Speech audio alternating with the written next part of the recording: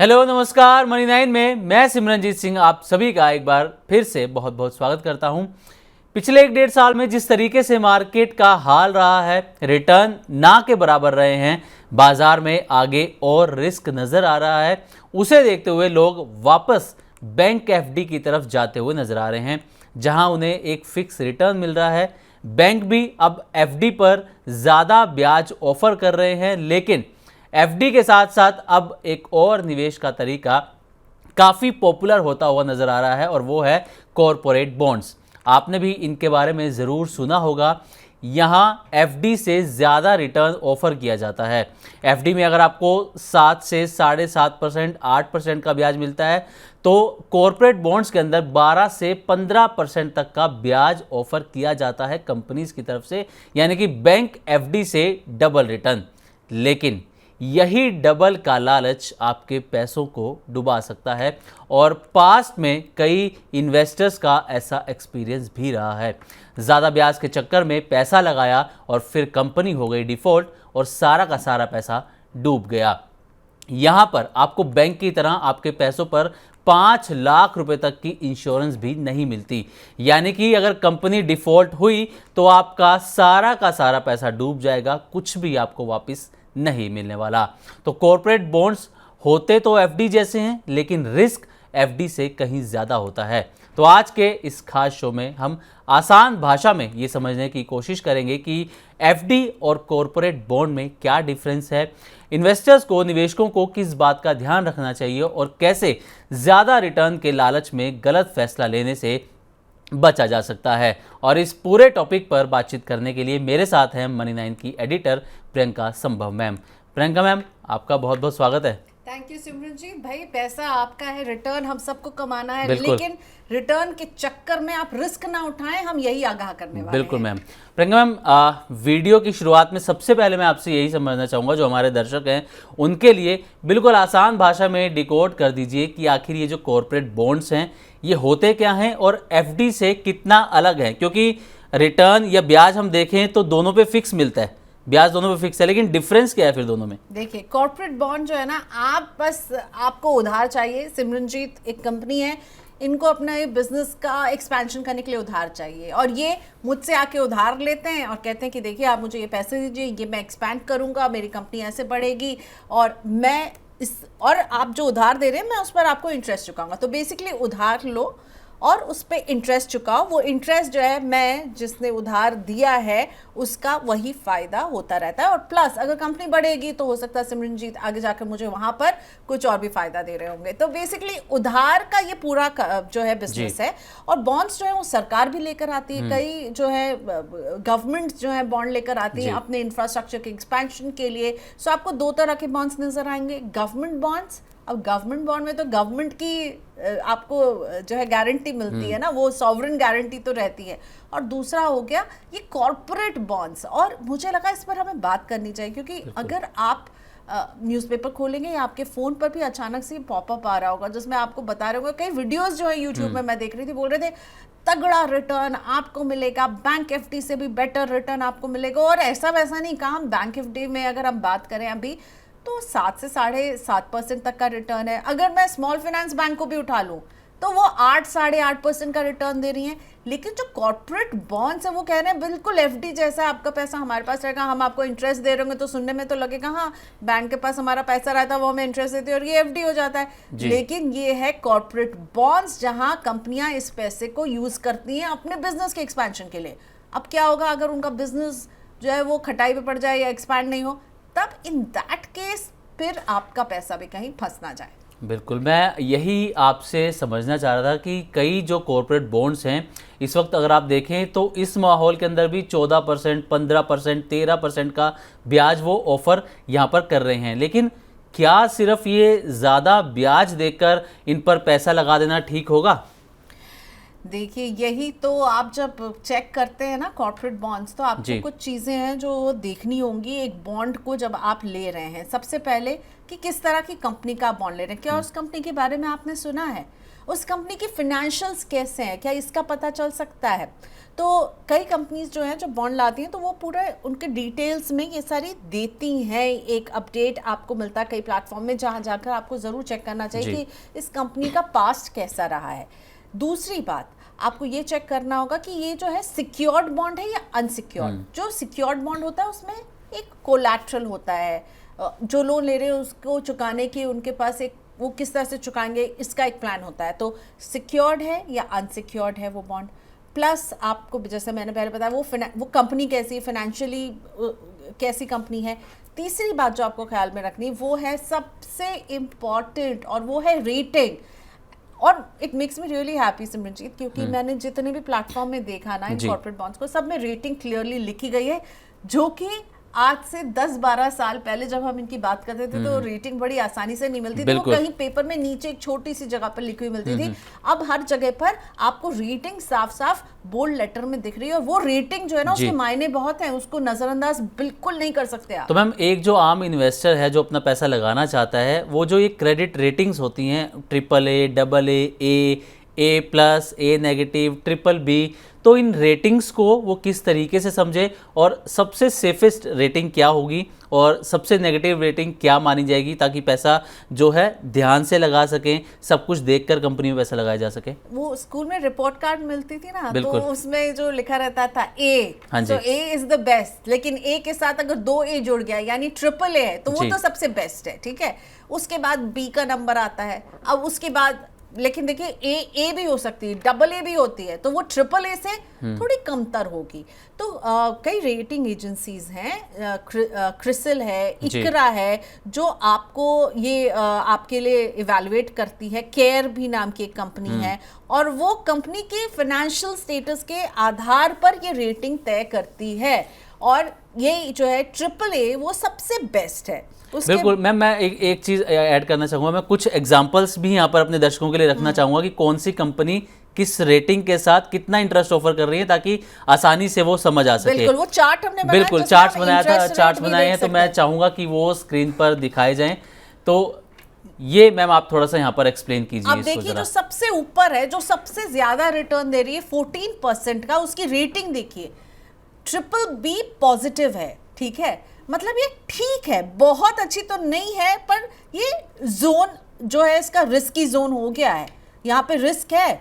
और हालांकि BBB+ है तो रिस्क जो है वो इतना ज्यादा नहीं। अगर ये बिलो BBB होती तब, जैसे कि इसके ठीक नीचे आप देख लीजिए, सिर्फ BBB रेटिंग है, 15% का रिटर्न। तो यहाँ ये समझना होगा कि ये जो रिटर्न है, जो इनका YTM यील्ड टू मैच्योरिटी है, और रेटिंग, इन दोनों का जो रिश्ता होता है ना, वो ठीक ऑपोजिट होता है। रेटिंग कम, इंटरेस्ट ज़्यादा। अब जब हम नीचे आते हैं तो इंडियन मनी जो है A- ये भी रिस्की है भाई, ये यहाँ पर भी आपको जो है बहुत सोच समझ कर निवेश करना चाहिए। अर्ली सैलरी जो है वो आपको 10.5 से 11.5% का रिटर्न दे रही है, लेकिन केवल सिंगल A रेटिंग है, उसके नीचे वाली भी सिंगल A रेटिंग है। आपको देखना है AAA रेटिंग, यानी सबसे सुरक्षित ये मानी जाएगी, या फिर आपको देखना है AA, वो थोड़ी मजबूत रहेगी। सिंगल A ठीक ठाक मानी जाएगी, जो कि मैं यहाँ पर हमारे चार्ट में जो 2 दिख रहे हैं। लेकिन अब देखिए ये आ गई AAA वाली भी आ गई है, और जिसमें पूना वाला फिनकॉर्प जो है वो आपको, बाकी हम जहाँ पे देख रहे थे BBB- और BBB, उनके मुकाबले देखिए रिटर्न कम है, 9 to 10.25% का है, लेकिन AAA रेटिंग है, यानी सबसे सेफ AAA रेटिंग वाली ये पूना वाला फिनकॉर्प की आपको कॉर्पोरेट बॉन्ड जो है वो नज़र आएगा। बाकी में भी देखिए जिनकी भी AA है, उनकी जो इंटरेस्ट है ना वो 10.5 से ऊपर नहीं जा रही है, पर जो AA से कमतर थे, यानी BBB और C कैटेगरी D तक होती है, D इज़ लाइक आपको बिल्कुल भी नहीं वहाँ पे इन्वेस्ट करना चाहिए। तो मैंने जैसे कहा, रेटिंग और इनका जो रिटर्न है, रेटिंग कम तो रिटर्न आपको ज़्यादा मिल रहा होगा, क्योंकि आप अपने पैसे पर ज़्यादा रिस्क ले रहे होंगे, और रेटिंग अच्छी तो आपको रिटर्न थोड़ा सा वहाँ पर कम मिल रहा होगा, क्योंकि वो कंपनी मजबूत है, वहाँ ज़्यादा लोग आएंगे अपना पैसा लगाने के लिए, और इसीलिए वहाँ पर आप देखेंगे कि return as compare to bad rating वाली कंपनी से बेटर नज़र आ रहा होगा। तो आपको ये ध्यान रखना है कि भाई कॉर्पोरेट बॉन्ड में आपको एक तो कूपन रेट मिलता है, यानी एक इंटरेस्ट, अगर मैं आपको पैसा दे रही हूँ वो उसका इंटरेस्ट देंगे, उसको कूपन रेट भी कहते हैं, प्लस YTM जो हम इस चार्ट में भी लिखा हुआ जी। देख रहे थे, यील्ड टू मैच्योरिटी सिमरनजीत, ये बहुत इंपॉर्टेंट हो जाता है। यानी आप इसको जब होल्ड टिल मैच्योरिटी भी इसे कहते हैं, HTM भी कहते हैं, जब आप इसे मैच्योरिटी तक होल्ड करते हैं तो उसने आपको कितना रिटर्न दिया है, और ये तय होता है कि आपने जो कूपन है उसको आपने इंटरवल्स में विड्रॉ किया है या वहाँ जमा करते गए। तो आप जमा करते जाएंगे, जो भी इंटरेस्ट, मान लीजिए उसमें आपको जो भी इंटरेस्ट यहाँ पर अगर 14-15% का रिटर्न, तो मैं नहीं कोट करना चाहूँगी, 8 से 10% का अगर रिटर्न मिल रहा है, आपने उसको विड्रॉ नहीं किया, आप उसे री इन्वेस्ट करते जाएंगे तो वो उससे भी उसकी वैल्यू बढ़ती जाएगी। प्लस जो बॉन्ड की वैल्यू, अगर वो ट्रेड होते हैं स्टॉक मार्केट में, तो उनकी भी वैल्यू बढ़ रही है, घट रही है, उस हिसाब से इन दोनों बातों को जोड़ करके आपका, जब आप मैच्योर होता है, किसी में 5 साल की मैच्योरिटी होती है, किसी में 10 साल की होती है, तो जो पूरा वैल्यू आपको मिलता है वो होती है यील्ड टू मैच्योरिटी, पूरा रिटर्न जो आपको मिल रहा है किसी भी कॉर्पोरेट बॉन्ड में। लेकिन रेटिंग मुझे लगता है दी मोस्ट इंपॉर्टेंट फैक्टर है जिसको नजरअंदाज नहीं कीजिएगा प्लीज। बस रिटर्न वाला कॉलम नहीं देखना है, वो रेटिंग वाले कॉलम को भी देखना है। मतलब जितनी सेफ रेटिंग, रिटर्न कम, लेकिन जितनी ज़्यादा नेगेटिव रेटिंग होगी उतना ही वो रिटर्न आपको ज़्यादा ऑफर कर रही है। लेकिन ये ध्यान रखें कि वहाँ पर रिस्क भी जो है वो आपको ज़्यादा मिलने वाला है, हाई रिस्क मिलने वाला है, और कई में तो वेरी हाई रिस्क कैटेगरी के अंदर कई कंपनी जो हैं वो आती हैं। लेकिन प्रियंका मैम, मान लीजिए कि अगर किसी ने रेटिंग्स पर ध्यान नहीं दिया, किसी निवेशक ने किसी की बातों में आकर उसने ऐसी कंपनी में कॉर्पोरेट बॉन्ड में पैसा लगा दिया जो BBB है या BBB नेगेटिव है, ऐसी कंपनी में लगा दिया, अब वो कंपनी हो गई डिफ़ॉल्ट, तो ऐसे में उस निवेशक के पैसे का क्या होगा? क्योंकि अगर वो बैंक FD में पैसा लगाता तो 5 लाख तक तो रकम सेफ है उसकी, ये तो गारंटी है, बैंक गारंटी है, RBI गारंटी देता है। लेकिन कॉर्पोरेट बॉन्ड के अंदर क्या होगा अगर वो पूरी कंपनी डिफ़ॉल्ट कर जाए, और अगर किसी ने 5 लाख लगा रखे हैं, 10 लाख लगा रखे हैं, तो क्या कोई पैसा उन्हें वापस मिलेगा या फिर पूरा का पूरा पैसा डूबा माना जाए? बिग जीरो, पूरे चांसेस है, 100% चांसेस है कि आपको फूटी कौड़ी तक नहीं मिलेगी, आपके पूरे पैसे जो है वो डूब जाएंगे। और इसीलिए आपको जो है कॉर्पोरेट बॉन्ड में रेटिंग्स को चेक करना, सिक्योर्ड है अनसिक्योर्ड है इसे चेक करना, एक इंफॉर्मेशन मेमोरेंडम होता है जिसमें कंपनी की फाइनेंशियल डिटेल्स होती है उसे चेक करना। और एक बहुत इंपॉर्टेंट बात सिमरनजीत जो मैं बताना चाहूँगी कि आप जब भी इन कॉर्पोरेट बॉन्ड्स में इन्वेस्ट करते हैं तो प्लीज़ सेबी रजिस्टर्ड प्लेटफॉर्म से ही कीजिएगा। बहुत सारे प्लेटफॉर्म्स हैं और जो सेबी रजिस्टर्ड प्लेटफॉर्म होते हैं उनके ज़रिए ही यहाँ पर निवेश कीजिएगा। कम से कम एक रेगुलेटर की जो है ना वहाँ पे ओवरसाइट रहेगी, क्योंकि बहुत सारे प्लेटफॉर्म में हो सकता है वो आपको और ज़्यादा दे रहे होंगे, तो एक बार ज़रूर चेक कीजिएगा आप जिस प्लेटफॉर्म से करूँगा वो सेबी रजिस्टर्ड होना चाहिए, ठीक है। अब देखिए क्या होता है, कॉर्पोरेट बॉन्ड भी स्टॉक एक्सचेंज में जो है वो लिस्टेड होते हैं और ट्रेड होते हैं, तो वो भी एक रिस्क रहता है लिक्विडिटी का, कि मान लीजिए आपने ले लिया, एक तो ये रिस्क है कि आप पूरा पैसा खो सकते हैं, ठीक है। मुझे बोलते हुए बहुत बुरा लग रहा है, लेकिन यहाँ आपको कोई सेफ्टी नेट नहीं है जो कि आपको बैंक्स में मिलती है। एक रेगुलेटर जो है उसको देख रहा है, प्लस 5 लाख का आपको DICGC वाला इंश्योरेंस मिलता है, पर कॉर्पोरेट बॉन्ड में ऐसा कुछ भी नहीं है। अगर कुछ ऐसी अनहोनी होती है कि कंपनी डूब जाती है तो आपके पास एकमात्र रास्ता है कि आप कॉर्पोरेट अफेयर मिनिस्ट्री में जाकर इसकी शिकायत करेंगे, या फिर कंज्यूमर कोर्ट्स में जाएंगे और इसकी शिकायत करेंगे, या आप जाएंगे सीधा जो हमारे जो सिविल कोर्ट्स हैं वहाँ पर जाकर शिकायत करेंगे। जैसे कि ध्यान रखिए, हालांकि ये मामला जुड़ा हुआ नहीं है, येस बैंक जो 81 बॉन्ड्स लेकर आई थी वो राइट ऑफ कर दिए गए, ठीक है। क्या हुआ, जो इन्वेस्टर्स ने पैसा लगाया था अभी भी वो अटके हुए हैं, वो मामला अभी भी हाई कोर्ट सुप्रीम कोर्ट में जा चुका है और अभी तक उसमें एक फाइनल कंक्लूजन निकल कर नहीं आया है, क्योंकि बैंक ये 81 बॉन्ड्स में ये राइट होते हैं कि उन पैसों को राइट ऑफ कर दिया जाए, और यही हुआ, बैंक के पास क्षमता नहीं थी, उसे राइट ऑफ कर दिया गया था और इन्वेस्टर का पैसा फंस गया था। लेकिन प्लीज़ 81 बॉन्ड्स अलग हैं, ठीक है, ये बैंक से लेकर आया था, ये कॉर्पोरेट बॉन्ड्स कंपनियां लेकर आती हैं, पर अभी तक ये कोई रूल नहीं है कि अगर कॉर्पोरेट बॉन्ड में इन्वेस्टर, रिटेल इन्वेस्टर का पैसा डूबता है तो क्या उसके अधिकार है, क्या उसको कुछ प्रोटेक्शन है कि इतने पैसे जो है वो कंपनी को वापस करने ही है। कंपनी बंद, आपका पैसा गोल हो सकता है, तो प्लीज़ इसका ख्याल रखिएगा। मार्केट में ये ट्रेड होते हैं, इसमें एक रिस्क ये भी होता है कि आपने खरीद लिया बॉन्ड, अब मान लीजिए आपको उन पैसों की ज़रूरत है, आप उसको बेचना चाहते हैं, अब ज़रूरी नहीं कि उसका आपको खरीदार उसी समय मिल जाए, तो कहीं आप फंस ना जाए इस इंतजार में, लिक्विडिटी की प्रॉब्लम है। एग्जिट रूट जो है वो इतना इजी नहीं होगा unless there is a buyer जो आपसे वो ले रहा होगा। तो ये लिक्विडिटी और एग्जिट के रिस्क को भी समझना बहुत जरूरी है। लेकिन नंबर 1 रिस्क यही है कि आपका पूरा पैसा डूब सकता है। मतलब अगर आपने 100 रुपए लगाए हैं तो चांसेस है कि अच्छा उसमें यील्ड टू मैच्योरिटी मिलता है, सब कुछ मिलता है, तो वो 100 रुपया 150 हो जाएगा। लेकिन एट द सेम टाइम ये भी चांसेस है कि वो 100 रुपया जीरो भी पहुंच जाएगा अगर कंपनी जो है फाइनेंशियल्स उसके अच्छे नहीं है और कंपनी ठप हो जाती है तो क्या होगा। बिल्कुल। प्रियंका मैम, अब एक और सवाल मैं यहाँ पर आपसे लेना चाहूँगा। जिस तरीके की जियोपॉलिटिकल टेंशन्स चल रही हैं, हमारी इकोनॉमी के सामने इतने बड़े बड़े चैलेंजेस हैं, अब हम एक ऐसे फेज़ में एंटर करने जा रहे हैं जहाँ पर आरबीआई जो है वो इंटरेस्ट रेट, रेपो रेट जो है वो हाइक कर सकता है। ऐसी कई रिपोर्ट्स भी आई हैं। जून की मीटिंग में ना करे, लेकिन आगे जो मीटिंग होगी उसमें वो कर सकता है। ऐसे में एफडी वालों को तो फ़ायदा हो सकता है क्योंकि बैंक जो है वो एफडी पर ज़्यादा ब्याज ऑफर कर सकते हैं, लेकिन जिनके पास कॉर्पोरेट बॉन्ड्स हैं उनका क्या होगा, उनको क्या फ़र्क पड़ेगा इससे?